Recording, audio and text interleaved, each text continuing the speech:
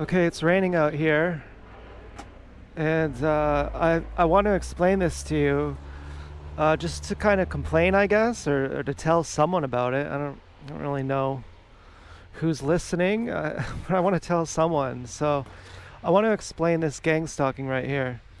So if you look at the driver's side door, this truck is a gang stalker truck, and if you look on the driver's side door, there's this clutch sign, and it says official partner of the NBA, and there's an NBA sign. And the association that raises in my mind is to basketball, and the gang stalkers use basketballs as a sensitization. So they'll frequently follow me while dribbling basketballs. If I go to Walmart, there'll be people following me dribbling basketballs through Walmart. And then the reference to the flatbed truck is someone messaged me. She may have been a gang stalker. She's this girl named Elle. I kind of consider her to be one of my girlfriends, maybe ex-girlfriends. I don't know. I haven't checked my messages in a while. If she is a gang stalker, or if she's not a gang stalker, it wouldn't matter, because even if it genuinely happened to her, the association raised in my mind would be the same. And what potentially happened to her was what she emailed me, which was that a flatbed truck drove by her house with a dead body on the back of it, strapped to the flatbed truck. And I said, "Is it a real body?" She said, "It looks real," but then she said it was probably a dummy. And I had been looking at dummy dolls on Amazon, like those full-size sex dolls. And she sent that right after, so I didn't know if that was gang stalking. And then the other reference is the word clutch. So I went outside yesterday for a bike ride, and they typically are more aggressive when I go out in the daytime. The times where we've had near vehicular collisions, vehicular assault, vehicular homicide, the times where that's happened, it's been outside in the daytime. And the transmission blew on our car while we were driving, which was presumably from someone draining the transmission fluid. It's very rare that your transmission would blow.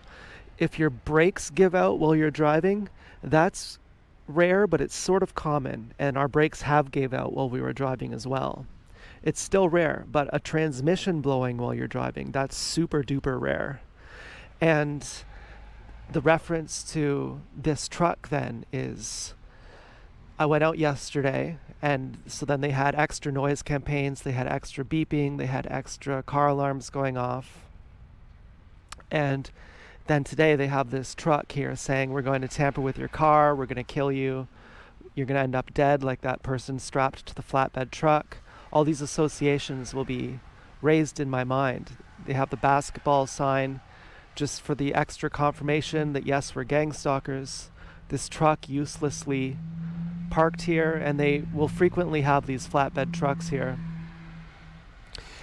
And that's about what I wanted to share. I felt kind of disturbed because I wanted to explain this to someone, because since they use NLP, neuro-linguistic programming, which is basically using anchors, it's difficult to explain it to someone who isn't having it done, because you're being spoken to in a code language, and to explain it to someone who doesn't know, you basically have to teach them the code language, and no one would ever learn a code language because it's completely stupid unless you have to. Unless people are threatening to kill you, you wouldn't decipher the meaning of what they're saying.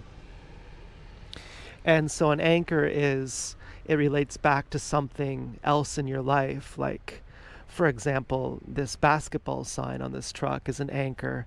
It's supposed to remind me of when the gang stalkers would dribble basketballs near me. And that's supposed to remind me of some other traumatic event. And that's supposed to traumatize me. So that's basically their methodology, is traumatize you, for example, rape you, or cause a car accident with you, or nearly cause a car accident with you, punch you in the face, and then as they do some kind of terrible thing, have wear a pink hat, for example, or dribble a basketball, just some kind of random stimulus. And then anytime later on when they would present that same random stimulus, you would be reminded of it. And if you tried to explain it to someone, you'd have to explain the whole train of events. And then there's multiple references. You'd have to say the basketball sign is from when someone punched me in the face and dribbled a basketball. The clutch sign is from when our transmission blew. The flatbed truck is a reference to this girl who messaged me talking about what looked like a dead body, and she lives in a different country. And so an onlooker would say, okay, so a girl from a different country messaged you this, and it's like, how does she know what you're doing? You know, she doesn't live around you. She doesn't, so then you'd have to explain there's an entire network of human traffickers, a global network of human traffickers who are all working together. And it spans all the different countries. Now, one TI I watched too, he says the Gangstalkers will frequently drop things around you, and this guy just dropped his keys. And so that's an interesting note. I haven't really paid too much attention to that, but I have seen quite frequently the Gangstalkers will be walking by me and they'll drop things. I guess it's just one more sensitization. So I guess I'll see what this guy does. I'll bet he's going to do a whole lot of nothing.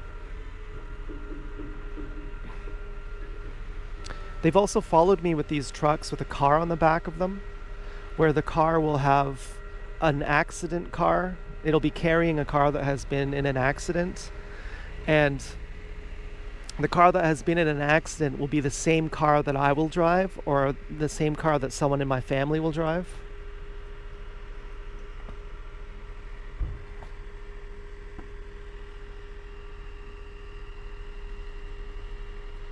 Now, on a side note, I am using the wireless ME microphone right now. I think that's kind of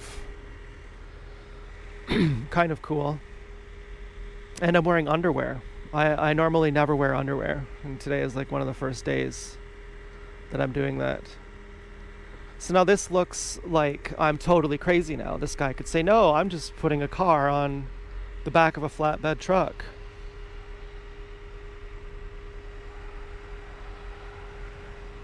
But why is he doing it right here in front of me?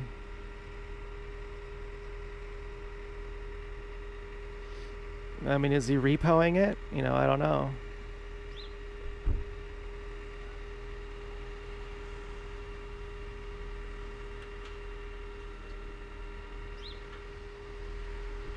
Is this all street theater?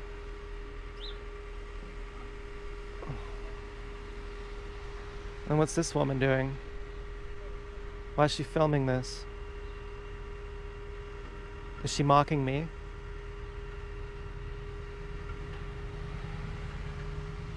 One time I was standing out in the yard filming the Gangstalkers. It was like 2 a.m, and this car came by that worked for the city, and they had a camera on their car, and they were filming me then.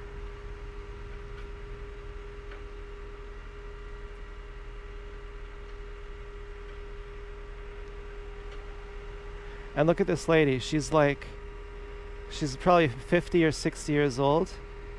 Does she look like the type of person who'd drive this car? What kind of car is this? Like a sports car?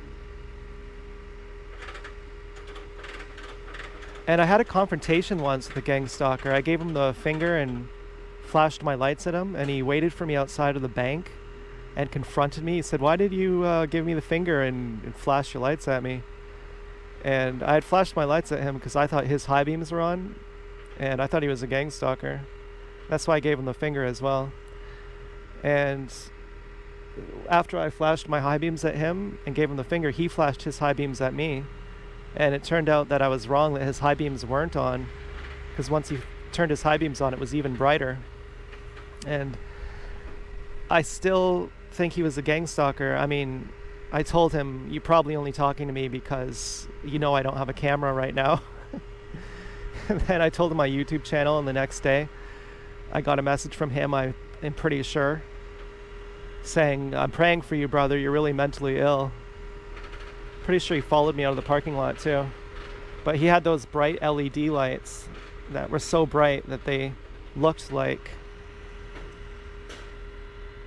they looked like I was distracted by that car right there. That's the same car that someone I know has that same car, and they put that same car on this flatbed truck, or on a flatbed truck like this. But anyway, so the guy in the parking lot who confronted me, he had, I think, this same kind of car. I think it was the same color. It was definitely a two-door. It was the same kind of cheapness, kind of like a poor man's luxury car. Something that if you get leg tattoos, if you're the type of guy who gets tattoos on your leg after the age of 30, that would be the car that you would buy. Now, but does this woman look like that's her car?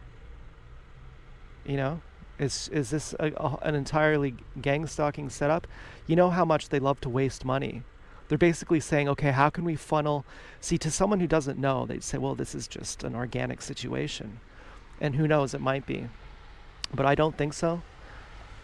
You know, even if it's partially organic, maybe the car really needed to be towed. But they'll get a certain tow truck that has the right gang stalking symbology on it. But this whole thing could be set up. The woman filming, that could be some kind of mockery. And their whole thing is so stupid. It's as cruel as it is stupid. I never underestimate how stupid it is, too. That's part of how they get away with it. It's so brazenly stupid. And their business model is funnel all the money. Take all the money. We want to pay people billions and trillions of dollars to do the most useless, worthless, stupid tasks. Okay, it's like pure 100% money laundering. It's up there with charging $90,000 for a sandwich bag full of nuts and bolts that would cost $2 at the hardware store. But when the Air Force is buying it, and this is a real case I heard about, they pay $90,000 and it's clearly money laundering. So this old woman, does that look like the owner of this car? And she's getting all these angles and she's coming across the street. And this truck was running for a while too. Before I came out here, they had this truck just running for a long time, and I was like, I can't even be bothered to look out the window right now. I don't even want to see what they're doing. And I wanted to explain this. I mean, there are many people who I don't know if they're gang stalkers, people in my personal life who, my in-person life, and who I'd want to say, can you believe what they're doing? And isn't this horrible? And look, this is what this means, and this is what that means. And they'll just say, that's just totally nuts. And even when I've learned to control my emotions, because obviously if you get a death threat, you're going to be pretty upset.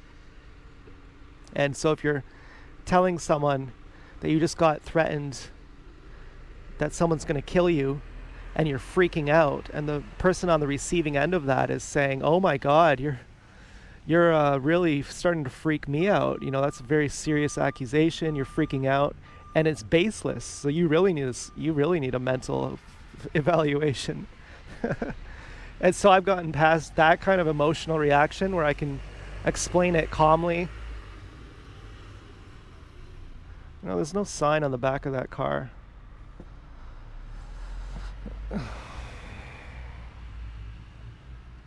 Maybe I'll check out what that woman's doing, where she went.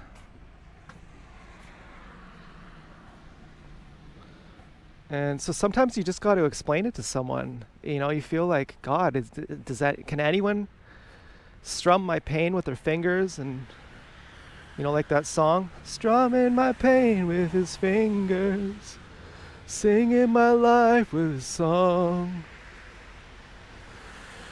Da, da, da, da, da, da, killing me softly. I don't know if that's the best reference, but you know what I mean. Can anyone fucking hear this? Well, Now the other thing, where'd that woman go? The other thing, oh shit, it's fucking raining over here, is I found an awesome projector, fucking amazing projector. It's $60. So if I can waterfast for a week, that'll be a week's worth of grocery money, and I can spend that on the projector. That could give me some motivation. The thing about a projector though is the bulb lasts like 2,000 to 5,000 hours, and so I don't want to have to spend like, $60 every year. This projector cost I think like $3,000 when it was new. The Mitsubishi 620 or something like that. 620G. To get a new bulb for this thing, it would cost more than the projector with the bulb. I thought I should just order multiple projectors. I don't know how many hours the bulb has on it though. And luckily, coincidentally, serendipitously, the woman or man, I can't tell by their image, it's just their forearm. They speak really bad English. They're from Quebec. Says that they'll be back on June 8th. So that would give me enough time to do a week-long water fast and then potentially order this damn projector, which would be pretty cool. I don't need it. That's kind of the thing. I don't really need it, but they are fun. It is playing video games on a projector. It's actually pretty cool. So anyways, and where did that car come from? Okay, so that guy drove that car onto that truck. The car could still drive. I want to document this shit. It's not just to get validation, okay? It's not just to make sure that someone else says, "Hey, you go through that? Me too." Yeah, that fucking sucks, dude. Okay, it's not just for that. I do want to document this for the general public, for those fucking retards who I hate, and I hope they fucking die. All those regular people. I hope that they can see it too. So I could say, "I told you so." Anyways, I'm just being funny here. They say there's truth in every joke. There's the word joke comes from the word yoke. The word yoga comes from the word yoke, and it means to bridge the gap. To break the yoke, to bridge the separation between the two. And that's what a joke is. It's when there's something tragic and you make it funny to avoid crying. And wouldn't you say that's kind of funny, that the complacency and idiocy of regular people who just allow this to happen, who don't say anything until it's them, until it's too late? Anyways,